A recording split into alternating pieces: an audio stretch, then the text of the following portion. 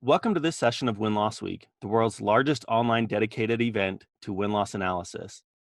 My name is Braden Anderson, and this event is hosted by Closed in partnership with Pragmatic Institute, Product Marketing Alliance, Modern Sales Pros, and Competitive Marketing Summit. The title of this session is 4 Ways Win-Loss Drives a Strong Go-to-Market Strategy. Today we're joined by Rachel Barker. Rachel leads the product marketing for Qualtrics Learning and Development, HR cost optimization, and D&I solutions.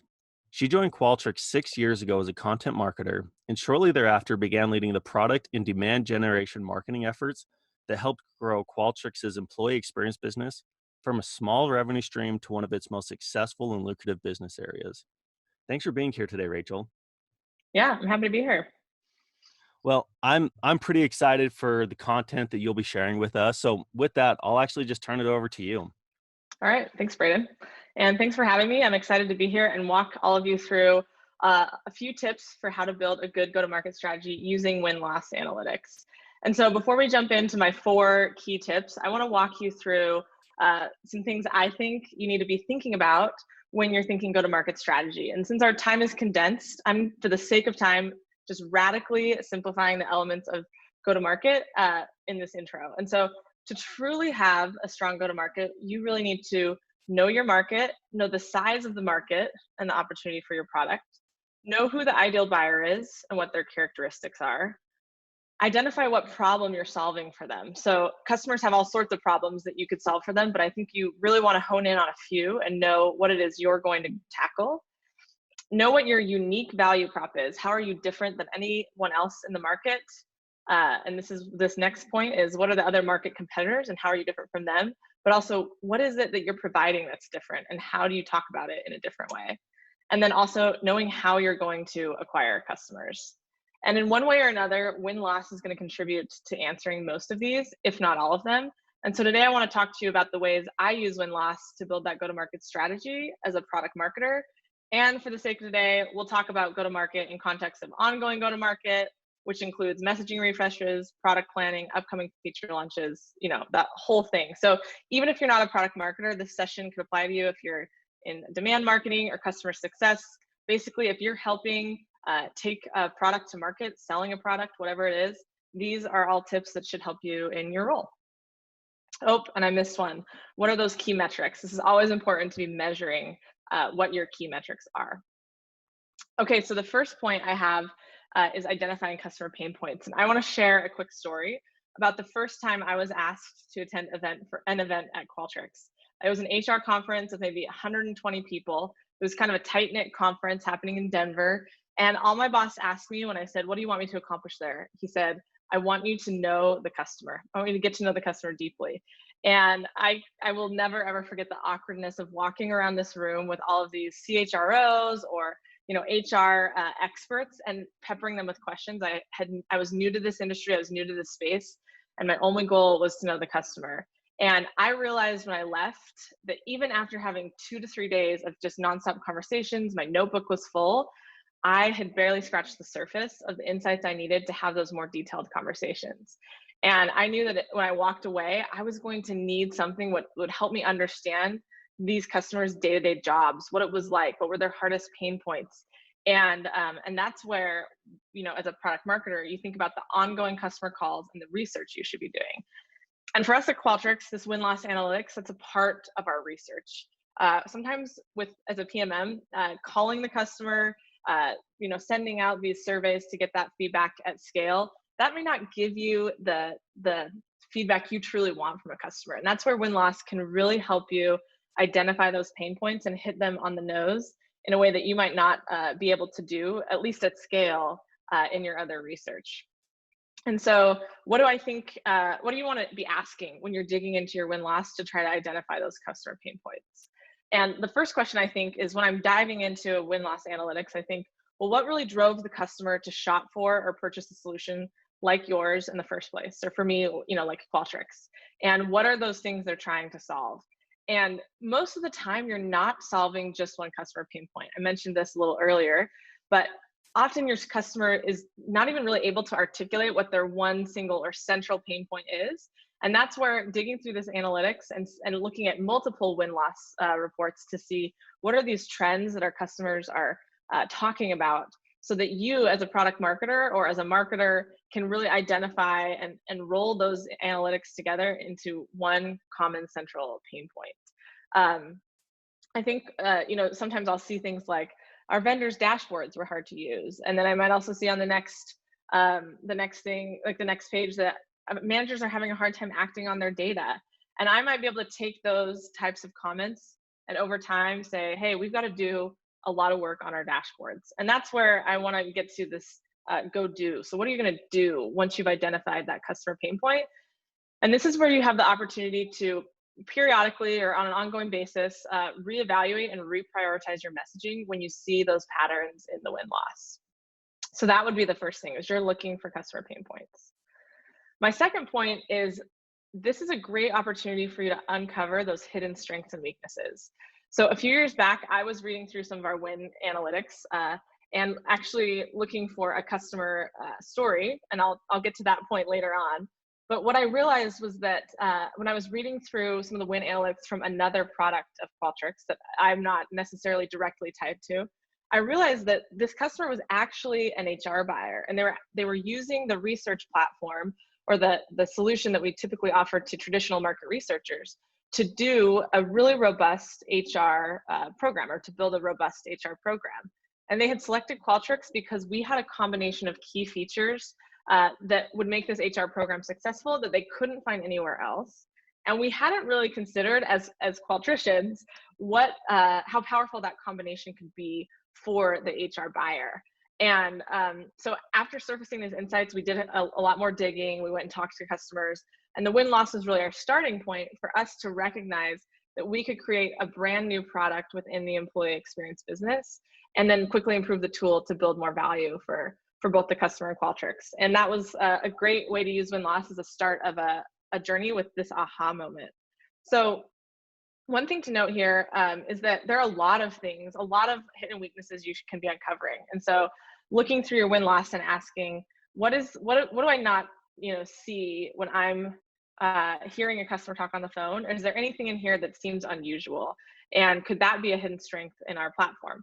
Sometimes I'll read through win-loss and think, that's so weird that they like that one small feature that we know is important, but like I'm over here messaging these 5 big features, or using these features to message value, and then there's this big little thing that they love. And why do they love that? Why is this customer excited about that piece? And it's because it's it's helping them solve a specific problem. So once you have insights like that, it's important to say, hey, does this insight just tell me something interesting about this customer? Are they sort of the anomaly to the overall pattern of our buyer?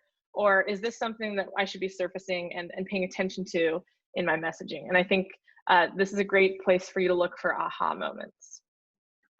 So the third thing is getting that competitive download. And I think about our win-loss analytics at Qualtrics, and they don't just support our product marketing team.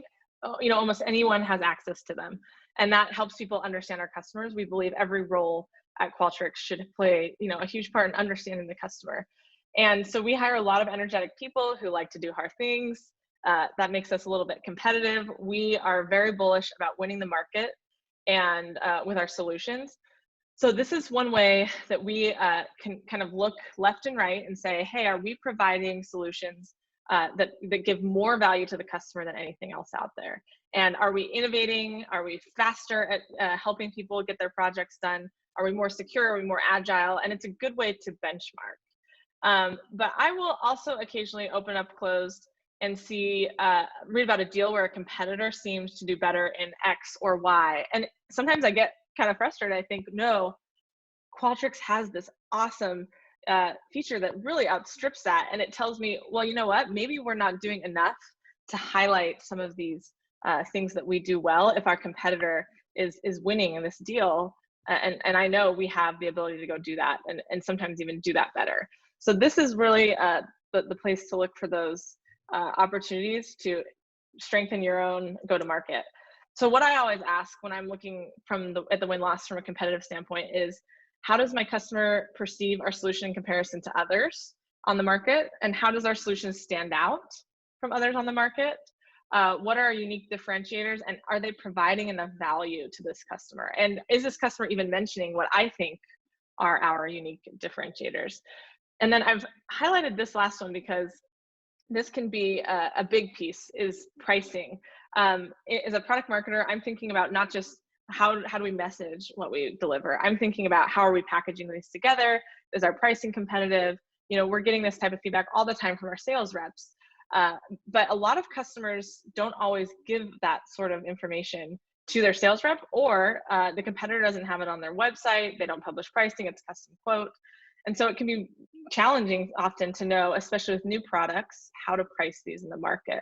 And so what win-loss can really do for you on pricing is it can tell you specific deals. Sometimes the customer will tell our win-loss analytics interviewer, hey, here's how much we were paying for X competitor, Y competitor, and that gives us a benchmark. And oftentimes that benchmark tells us what the customer values over, what we offered, or what they don't value from what the competitor offered, and gives us a great way to think about how we can manage pricing. So you'll notice a pattern by now. We're on this third of the 4 points that I'm really saying, go back and reevaluate, share those insights with your product teams once you have, you see these patterns, and use the win-loss analytics as strong data points. Though sometimes they may be isolated data points, so take caution not to draw large conclusions from one single thing, but they can be super powerful when you look at them in aggregate and allow you to hone that messaging, hone your pricing, and work with your product teams to make sure you're giving the customer the right solution. So this is our last point I want to touch on, and this is really one of my favorite things I do with win-loss analytics, and that's teeing up customer marketing. So every year at Qualtrics, I lead the Employee XM team in recruiting customers and thought leaders from the HR space to speak at our annual X4 Summit. And this event brings up to 15,000 people into Utah, into Salt Lake City, for 4 or 5 days, and they're all there to share insights about experience management. And as you can imagine, with this many people, the event's quite large, but we're really picky about who we have come. And so we set this bar really high, and we want to make sure we have great speakers that bring a lot of value to the attendees. But the challenge is, a lot of senior level or C-suite individuals are not easy to get in touch with. And I would spend quite a bit of time trying to find connections in leveraging our C-suite relationships. And what I realized a few years ago was that if I needed a few more key speakers and I didn't want to lower my bar, I could sort our win-loss analytics to show me all of the wins from my product lines, sort them by brand, identify brands that would be compelling for people to hear from, and then identify how the customers were using our platform. And then I would go connect to my Qualtrics account team and ask for the champion within our customer's brand or organization to then connect me up to my target speaker. And this turned into one of my most successful customer marketing and speaker sourcing tactics. A CHRO, or Chief Human Resource Officer, is far more likely to respond to a successful program leader within their own org who extends an invite on behalf of Qualtrics than they are to open up my cold contact email or LinkedIn message to come cross country to an event. And so I would really encourage you to think about customer marketing in this way and ask, what components of the solution is the customer prospect highlighting that can help me tell our solution and brand story. This doesn't have to be just about contacting individuals inside the organization. What you can do here is really just say, here's a story I want to tell. Even if I don't need this customer specifically to tell it, this is a really strong story that I could be telling about the Qualtrics solution or about your solution as you think about go-to-market.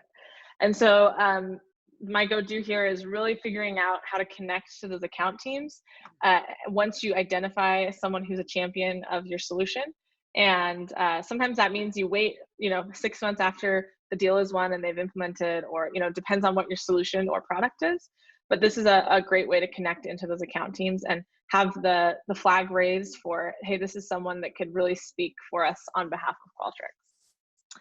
So those are my 4 tips for how to use win-loss analytics in your go-to-market strategy, and I hope they were helpful.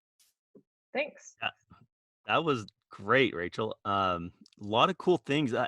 It's so cool how you guys are just I feel like you're taking your win-loss insights to the next level, right? Like there's a lot that it makes sense with win-loss, but I feel like this is the next step with what you're getting from your win-loss. So thanks so much for sharing those insights. That was fantastic. So thanks again for being here, Rachel. Thanks to everyone for attending Win-Loss Week, and we hope you have a great day. Bye. Thanks.